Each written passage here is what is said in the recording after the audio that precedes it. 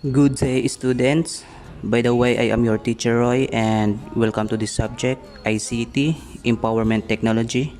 So in this lesson, which is the lesson 1, we will going to discuss the introduction to ICT. First, what is ICT? ICT is also known as Information and Communication Technology. So it deals with the use of different communication technologies such as mobile phones, telephone, internet to locate, save, and send and edit information. It is a study of computers as data processing tools. It introduces students to the fundamental of using computer systems in an internet environment. So sabi dito no, it is a study of computers. So kung magfo-focus ka talaga sa tinatawag nating ICT, which is the Information and Communication Technology, here in the Philippines have a different courses about ICT. No? Isa na dyan yung tinatawag nating computer science, which is focus on the application development or yung tinatawag nating programmer. Sila yung gumagawa ng mga system. And then we have a information technology, which is focused on the hardware and software of the computers. Then the information system and computer engineering. So marami talagang mga different courses dito sa Pilipinas about sa ICT. And then dito sa Pilipinas, meron tayong tinatawag na DICT, which is Department of Information and Communication Technology. It is a government that will plan, develop, and promote the National ICT Development Agenda. The next one is the ICT in the Philippines. So sabi dito is Philippines is dubbed as the ICT hub of Asia. So why Philippines dubbed as ICT hub in Asia? So it is because of the huge growth of ICT related jobs. For example, the BPO, the business process outsourcings, or the call center. 5 years ago, no, the Philippines started its Make IT Philippines or Make It Philippines campaign package the country as e-service or electronic service hub of Asia through the DTI or Department of Trade and Industry. So tayo yung pinakamalaking malaking population or huge growth no sa larangan ng ICT jobs, which is the BPO. Then the next one is the computer. So alam naman natin to no, computer is an electronic device for storing processing data, typically in binary form according to instruction given to it in variable program. So alam naman natin yan kung ano yung computer no. Computer is from the word compute. Then computer has an input and output devices that can manipulate by the end user. So alam naman natin yan kung ano yung computer. And then we have internet, also known as the net. It is the global system of interconnected computer networks.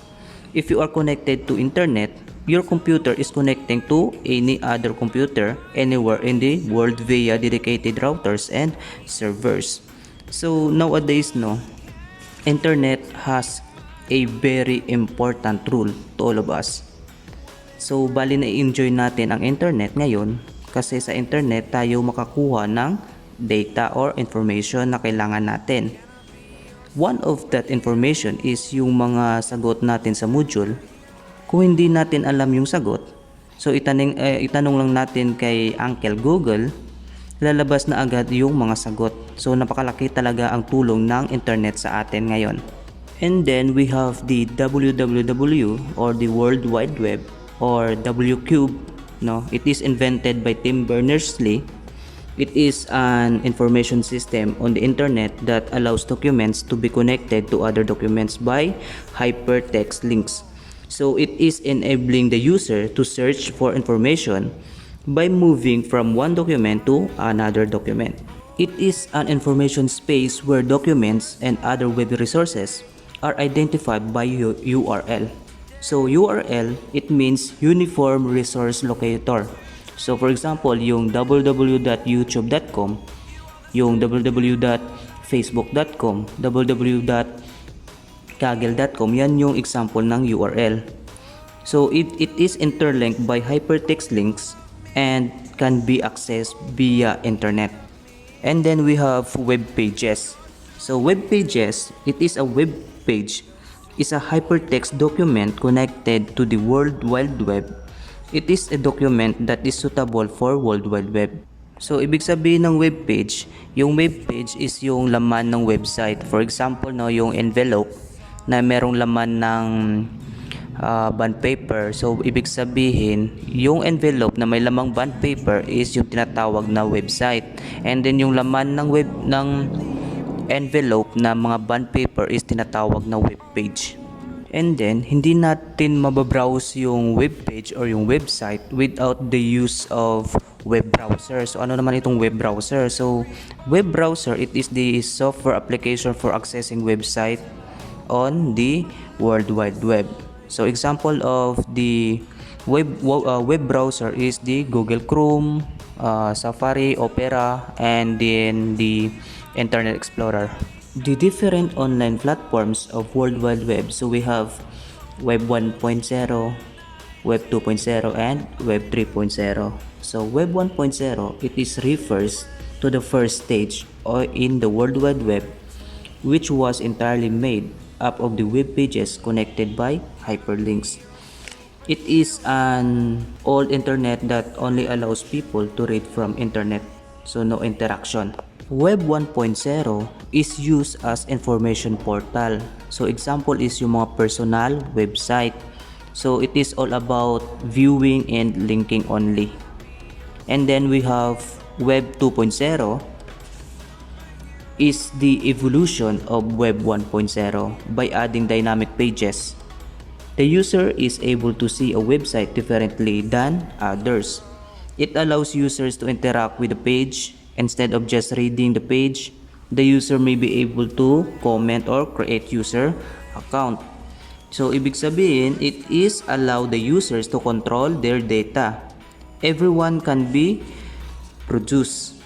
So, example of this Web 2.0 is blogs, the Facebook, the YouTube, the wikis. So, all about participation. And then, the last one is we have Web 3.0. This platform is all about semantic web. It aims to have machine or servers that understand the user's preferences to be able to deliver web content. So it means all the application on the web or mobile will be upgraded with more features. Web 3.0 will be more connected, open, and intelligent with semantic web technologies. Semantic web, so it means is the exciting evolution of World Wide Web providing machine-readable and machine-comprehensive information. So it helps computers to understand the meaning behind the web page. It is for recording how linked data relates to real-world objects.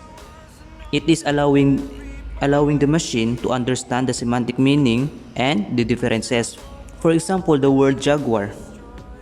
The machine can understand what is the difference of jaguar na car, and jaguar na animal. So yan yung tinatawag nating semantic web.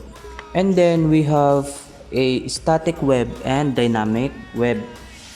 So static web, a website that contains stable contents that are displayed using web pages.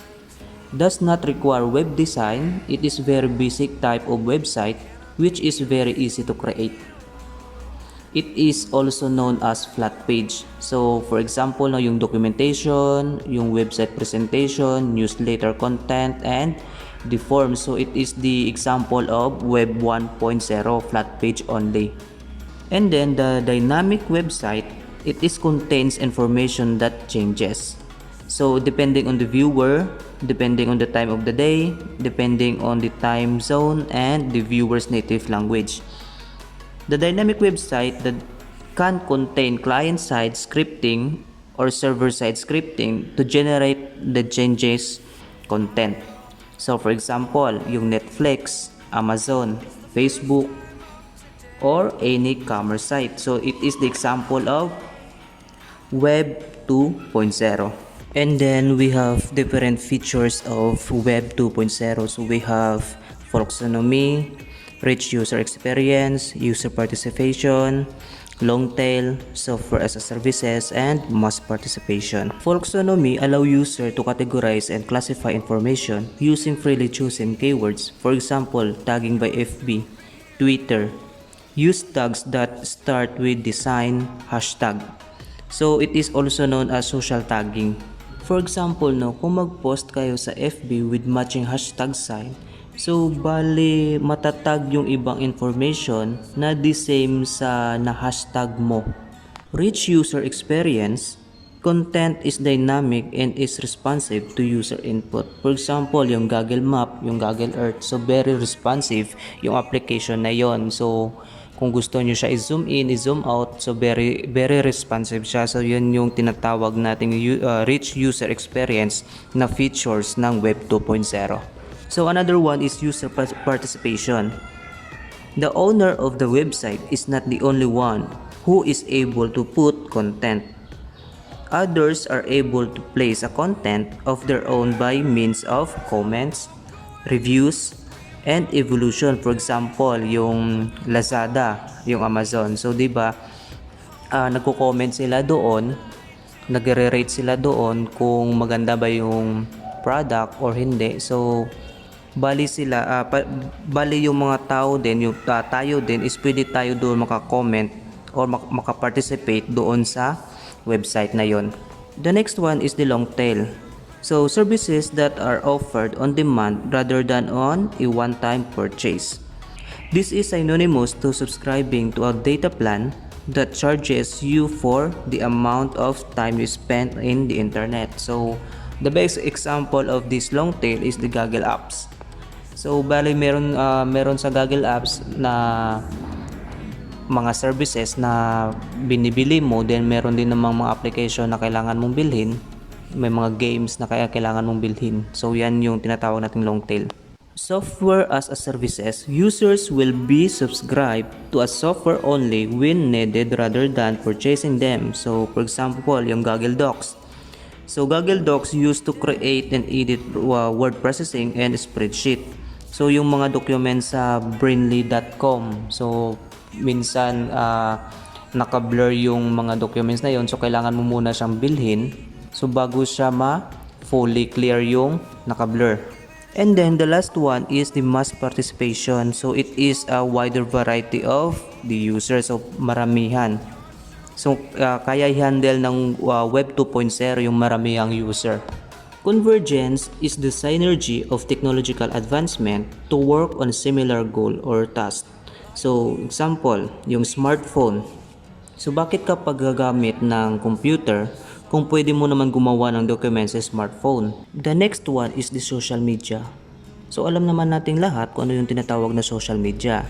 So it is a website, application, or online channel that enables web users to create, co-create, discuss, modify, and exchange user-generated content. So there are so many types of social media. So we have a social networks, bookmarking sites, social news, media sharing, microblogging, and blogs and forums. First, we have social networks. These sites that allows you to connect with other people with the same interests. So example of these social networks is the Facebook, WhatsApp, and Twitter. The next one is bookmarking sites. Allow you to store and manage links to various websites and resources. For example, the Pinterest, the Reddit, the Twitter. The third one is the social news. Allow users to post their own news items or links. For example, the dig.com. Dig.com where you can post and read news. Then the fourth is media sharing. Sites that allows you to upload and share media content like image, music, and video. So for example is photo sharing, Facebook and Snapchat. And then sa video sharing is you can use the YouTube. Then the fifth one is the microblogging. So focus on the short updates from the user. So for example ng microblogging is the Instagram and Twitter. The last one is blogs and forums. Blogs and forums allow users to post their content. Other users are able to comment on the said topic. So for example, yung wordpress.org that allows users to create their own website.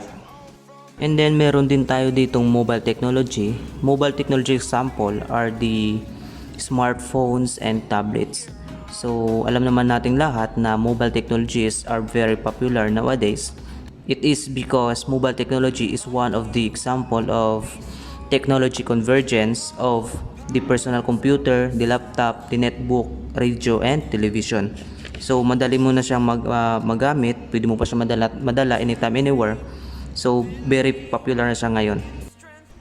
And then, without of the mobile OS or mobile operating system, hindi natin magagamit yung mobile technology. So we have different types of mobile OS. So we have iOS, Android, BlackBerry OS, Windows Phone OS, Symbian, Web OS, and then Windows Mobile. So first, we have iOS or iPhone operating system. So ito yung ginagamit ng Apple devices. So hindi ito pwede gamitin sa Android, sa BlackBerry kasi para lang ito sa mga Apple devices.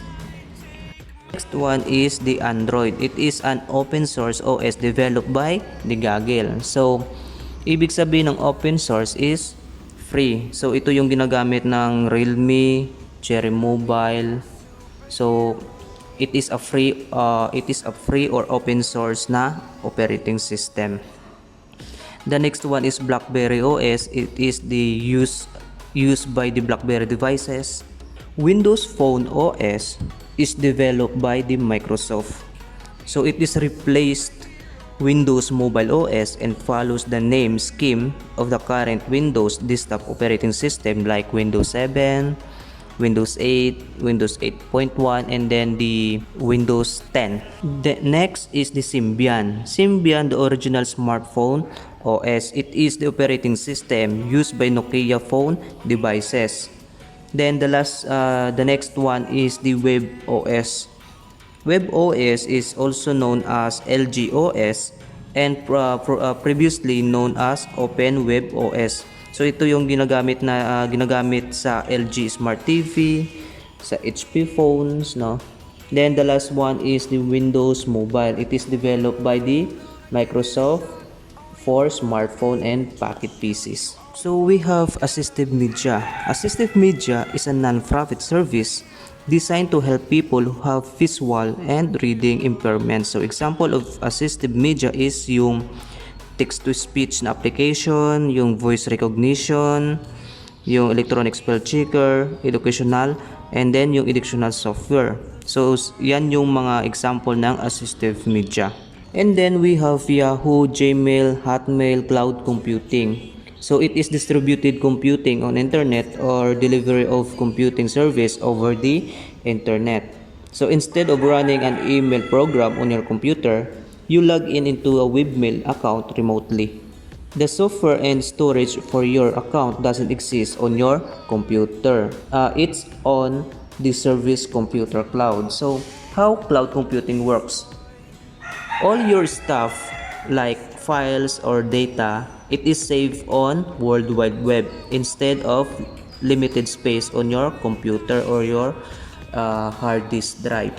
Cloud computing is the storing of data and application on remote servers and accessing them via the internet rather than saving or installing them on your personal or office computers. The cloud can be accessed via the cloud computing system interface software that can be simple using a web-based service which hosts all the application and file that you will need in your job or personal lives. The cloud computing has three components. So we have client computers, distributed servers, and then data centers. So client computers, ito yung mga ginagamit natin like yung mga computers sa office, personal computers, or yung mga computers doon sa mga internet cafe.